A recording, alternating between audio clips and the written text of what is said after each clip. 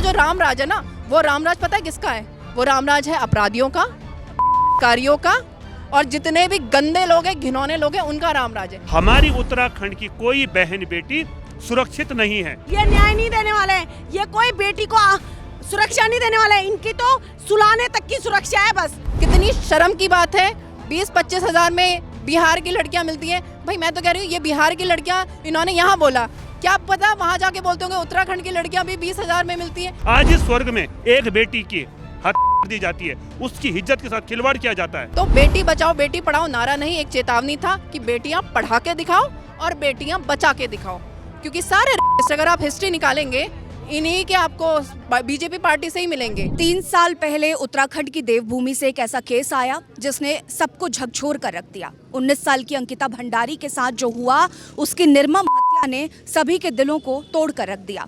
देवभूमि से जब ऐसे मुद्दे निकल कर आते हैं तो लगता है कि क्या देवों की नगरी में ऐसे कांड होना क्या हमें शोभा देता है? और प्रशासन पे सबसे बड़ा सवाल, उससे बड़ा सवाल यहाँ की सरकार पे, जो सरकार अपने ऊपर एक उंगली तक नहीं उठने देती, अपने पाँव में पानी तक नहीं पड़ने देती। उन पर बहुत बड़ा सवाल है कि मेरे पीछे जो पोस्टर लगा है वीआईपी का, ये वीआईपी कौन है? इस वीआईपी को 3 सालों से क्यों बचाया जा रहा है? जिन 3 गुनहगारों को सलाखों के पीछे डाल दिया गया है, क्या उतने में अंकिता भंडारी को न्याय मिल चुका है? नहीं, न्याय अभी अधूरा है। उस न्याय की मांग करने आज देहरादून के परेड ग्राउंड में तमाम लोग जुटे हुए हैं। मेरे पीछे आप जनता को देख सकते हैं, इतनी जनता जुटी हुई है और उनसे कई गुना ज़्यादा पुलिस वाले जुटे हुए हैं। शायद सबकी आवाज़ों को दबाने के लिए इनका होना यहाँ ज़रूरी था, और इन जनता का यहाँ से पहुँचना पूरे उत्तराखंड के तमाम ज़िलों से, तमाम कोनों कोनों से यहाँ पे लोग आए हुए हैं, और भी लोग आएंगे अभी और इस प्रोटेस्ट को करेंगे। लेकिन मुद्दा जानना बहुत ज़रूरी है कि अंकिता भंडारी के साथ जो हुआ, उसको न्याय आज तक इन 3 सालों में न्याय क्यों नहीं मिला?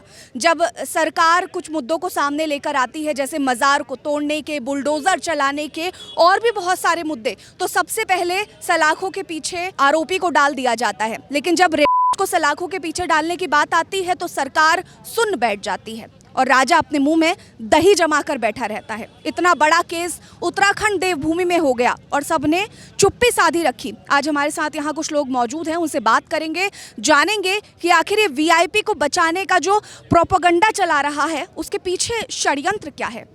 नमस्कार, आप कहाँ से हैं? मैं जानना चाहूँगी सबसे पहले। मैं संजय लेखवार, टेरी गढ़वाल, देवभूमि उत्तराखंड से। तो ये 3 साल बाद अंकिता भंडारी का मुद्दा दोबारा उठाने का क्या मतलब था, क्या पर्पस था? 3 लोगों को सलाखों के पीछे तो डाल दिया था, लेकिन आज भी न्याय अधूरा है। इसके न्यारे क्यों लग रहे हैं? इनका सीधी सी बात है, इनका एक ही मकसद होता है भारतीय जनता पार्टी का, क्या केंद्र से लेकर हो, राज्य को लेकर, किसी भी राज्य की, इनको सिर्फ शासन करने से मतलब होता है। इनका शासन कैसे चल रहा है, इनको इस चीज़ से कोई फर्क नहीं पड़ता। मेन बात है, इनका सिर्फ एक ही, एक कांग्रेस की बुराई करते करते इन्होंने इतने साल गुजार दिए। हमारी बेटी समान, बहन समान अंकिता भंडारी, सोचो, एक गरीब घर की लड़की अपने परिवार पालने के लिए घर से बाहर निकलती है, एक रिजॉर्ट में वो नौकरी करती है, और पहाड़ की ही बेटी और पहाड़ के ही लोग एक बेटी की इज्जत सम्मान के साथ खेलते हैं। सोचो, और कौन? जो सरकार से जुड़े हुए लोग हैं।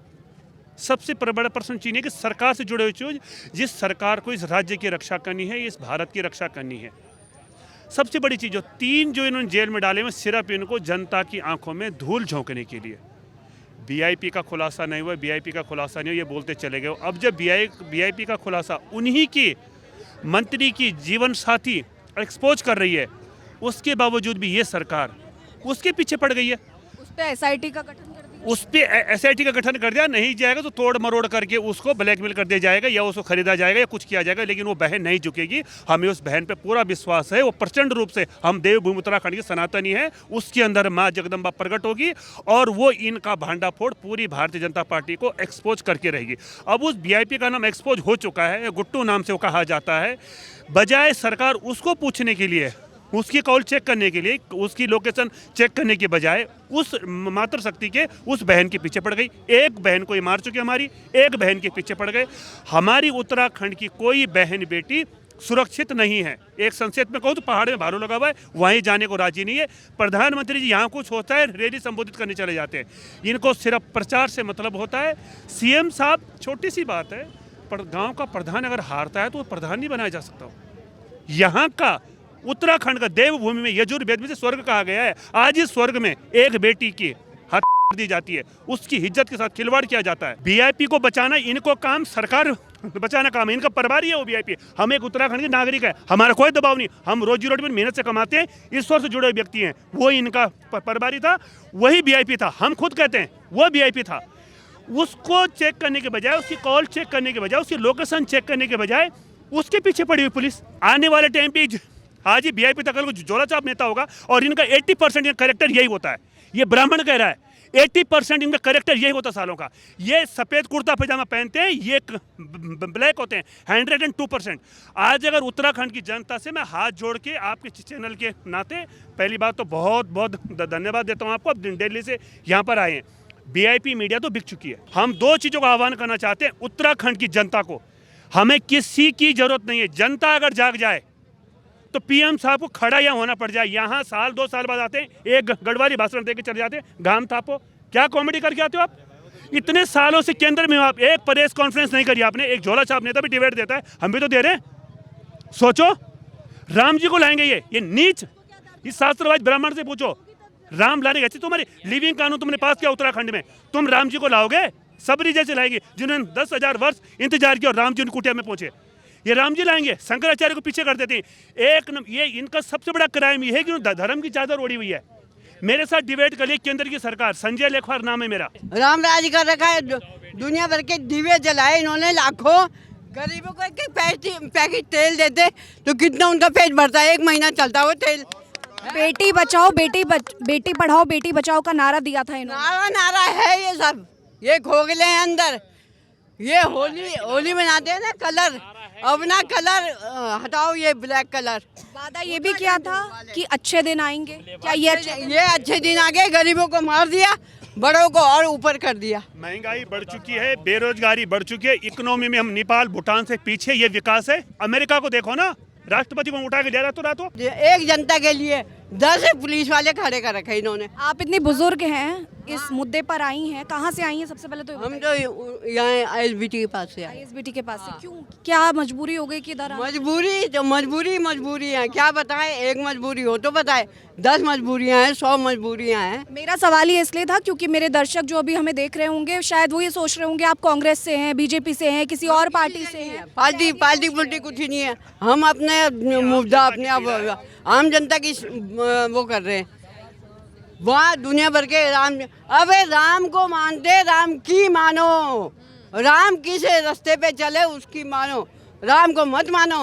मंदिर कुछ मत बनाओ, लाखों करोड़ों बना दिए हमारे पैसे से, टैक्स से। ये सब चोर पार्टी तनख्वाह ले रहे हैं। जो ये महिला सुरक्षा है, जो ये पीड़ित जो रेप कर रहा है उसको सजा देनी है, ये क्या है बताइए? ये हमारे मूलभूत अधिकार हैं। ये संविधान में हमें सुरक्षा, लड़कियों को, महिला को सुरक्षा देना एक मूलभूत अधिकार है। अभी हम इससे ही लड़ रहे हैं। इसके लिए कोई आंदोलन करने की, ये कोई आंदोलन करने की चीज़ है बताइए? विकास के लिए आंदोलन करना तो बहुत दूर की बात है। अभी हम इसी के लिए लड़ रहे हैं, ये छोटी चीज़ों के लिए। ये भी अभी जो ये वीआईपी कल्चर चल रहा है, माँ गाड़ियों में लिखा हुआ है बेटी पढ़ाओ बेटी बचाओ। हर जगह वीआईपी कल्चर चल रहा है, हर जगह। आप अगर वीआईपी हैं तो हर जगह आपका काम होगा। खुले में कह रहे हैं उत्तराखंड सदन में क्या लड़कीबाजी चलती है? वीआईपी कल्चर है भाई। वहाँ तो 20 परसों जो रेखा आर्या है, मंत्री है, उसका पति कह रहा 20-20, 25-25 हजार में लड़कियां मिल जाती है। ये तो इनकी सोच है, ये इनकी घटिया सोच है। इनसे हम उम्मीद करेंगे न्याय की, ये न्याय नहीं देने वाले हैं। ये कोई बेटी को सुरक्षा नहीं देने वाले हैं। इनकी तो सुलाने तक की सुरक्षा है बस। बेटी को लाओ सुलाओ। 20 खुले में कह रहा वो 20-20 हजार में, 25-25 हजार में लड़कियां मिल जाती है। उसके क्या घर में पत्नी नहीं है? उसके क्या घर में बच्चियां नहीं है जो लड़कियों को सुलाने की बात करता है वो? अरे सेम ऑन यू बीजेपी सरकार। इतनी नीच तुम्हारी हरकतें हैं, उसके बाद भी तुम इतने बड़े बड़े वचन करोगे, इतने बड़े बड़े नारे करोगे, बेटी सुरक्षा, बेटी बचाओ बेटी पढ़ाओ। इन लोगों का मान लिया, चलिए मान लिया आपने बीजेपी को तंज कस दिया यहाँ पर। मेरा एक और सवाल, विपक्ष कहाँ है? विपक्ष क्यों चुप है? मैं भी यही सोच रही हूँ, क्यों चुप है? उसको तो और खड़ा होना चाहिए, सामने आना चाहिए। उनको भी कोई लेने देने नहीं, कि उनके भी काले चिट्ठे बाहर निकलेंगे। मुझे लग रहा है कहीं ना कहीं उनको भी डर है, वो उनकी खोलेंगे तो वो भी उनके खोलेंगे। एक्चुअल में ये सब मिली भगत है इन लोगों की। तो सरकारें जो जनता का साथ देने के लिए होती हैं को लड़ाते हैं, अंदर एक है इनके, बाहर जनता को लड़ाते हैं। अंदर पार्टियां चलती है, या अंदर पार्टियां चलती है। बर्थडे में कांग्रेस भी आती है, बीजेपी भी आती है, सब आते में हैं। आज विपक्ष ने भी हमको भरोसा दिलाया है कि वो आएंगे। हमने सबको बोला था, ये देखिए ये जो हमारी न्याय यात्रा है ये सबकी मिलकर है, सारे जनपक्षीय दलों की, राजनीतिक दलों की, सबने भरोसा दिलाया कि वो आएंगे। तो हम इसमें ये नहीं बोल सकते विपक्ष गायब है, क्योंकि अगर यहाँ से यूकेडी के लोग खड़े हैं, उत्तराखंड स्वाभिमान मोर्चा के लोग खड़े हैं, किसी के भी लोग खड़े हैं, कांग्रेस के खड़े हैं, तो वो सबके साथ अपना पार्टी साइड में रख के आए हैं। ये जनता का मामला, उत्तराखंड का मामला है, तो इसमें विपक्ष भी साथ में है। जैसे कहाँ से आई हैं? मैं देहरादून से ही हूँ, स्टूडेंट। मैं अवेयर सिटीजन हूँ और सोशल एक्टिविस्ट हूँ, तो मेरा यही रहता है हमेशा कि शुभ नाम है आपका? मेरा नाम है स्वाति नेगी। स्वाति, मुझे बताइए, आप खुद एक फीमेल हैं और उत्तराखंड में रहती हैं, बिलोंग करती हैं उत्तराखंड से। कितनी सुरक्षित आप खुद को महसूस करती हैं इस जगह पर अब? क्योंकि मैं अगर 3 साल पहले तक की बात करूं तो मेरा आपका जवाब होता मैं बहुत सेफ हूं, लेकिन अब 3 साल बाद हम बात कर रहे हैं तो इसका क्या जवाब है? मेरा जवाब ये है कि जो इंसिडेंट मेरे साथ हुआ अभी परसों ही हुआ था। अब एंजल चकमा के प्रोटेस्ट में हम लोग आए थे कि उसको जस्टिस मिलना चाहिए, तो मैंने रैपिडो बुक करी, बाइक करी, तो बाइक में मैं जब जा रही थी तो ऐसे ही उसने बातचीत करने लग गया वो लड़का, तो मैं भी करने लगे। फिर मैंने बोला आजकल देश का माहौल कितना ख़राब हो गया है, एंजल चकमा को मारा तो उसने कहा सही मारा उसको, वो बहुत गंदी तरीके से बात करता था, वो बहुत गंदा था। मैंने कहा मैं उसकी फैमिली से सबसे मिली हूँ, उसके रूम पार्टनर से भी मेरी बात हुई है, उसने कुछ नहीं किया था। तो कह रहा आपका धर्म क्या है? अच्छा, मैंने कहा हिंदू। कह रहा आपकी जात क्या है? मैंने कहा रैपिडो वाला? हाँ। मैंने कहा मेरी जात, मैंने कहा जनरल हूँ मैं। नहीं, कास्ट क्या है? जनरल हो तो कुछ तो कास्ट होगी ना। मैंने कहा नेगी।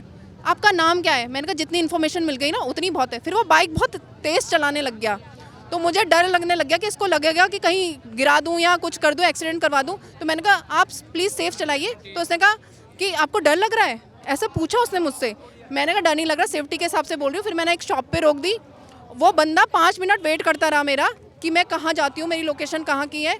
वो जब तक गया नहीं, मैं 10 मिनट तक उस शॉप के अंदर रही। मैं इतना डरी हुई थी, पर मैंने कहा कितना अनसेफ है। ये शाम की बात है? हाँ, ये शाम की बातें, 8:30 बजे की बातें हैं। तो इतना डरावना है कि अगर हम सच बोल रहे हैं तो हम घर तक भी नहीं पहुंच पाएंगे सेफ। आज उत्तराखंड की ये स्थिति हो गई है, तो हम अपने घर में भी सेफ नहीं है। बेटी बचाओ बेटी पढ़ाओ का नारा, बेटी पढ़ाओ बेटी बचाओ का नारा ये लोग देते रहते हैं। लगातार हमारे पास ये चीज़ें आती हैं, किसी ट्रक में लिखा हुआ दिख जाता है, किसी गाड़ी में लिखा हुआ दिख जाता है, मंत्रियों के मुंह से यही बोल निकलते हैं। लेकिन भाजपा जो सरकार अभी है केंद्र में, क्या वो वाकई बेटियों को इतना ही संजो कर रखने की हिम्मत रखती है? आपने अगर एक बार सुना होगा तो एक बार असलियत निकल गई थी हमारे मोदी साहब के मुंह से। उन्होंने कहा था बेटी बचाओ बेटी पटाओ, तो वो सारे लोग लग गए पटाने में, उनका टॉर्चर करने में, उनका मोलेस्टेशन करने में। देखिए इनका हर नारा, चाहे वो विश्व गुरु का हो, चाहे वो राम राज का हो, वो नारा नहीं चेतावनी है। तो बेटी बचाओ बेटी पढ़ाओ नारा नहीं, एक चेतावनी था कि बेटियां पढ़ा के दिखाओ और बेटियां बचा के दिखाओ। क्योंकि सारे अगर आप हिस्ट्री निकालेंगे इन्हीं के आपको बीजेपी पार्टी से ही मिलेंगे।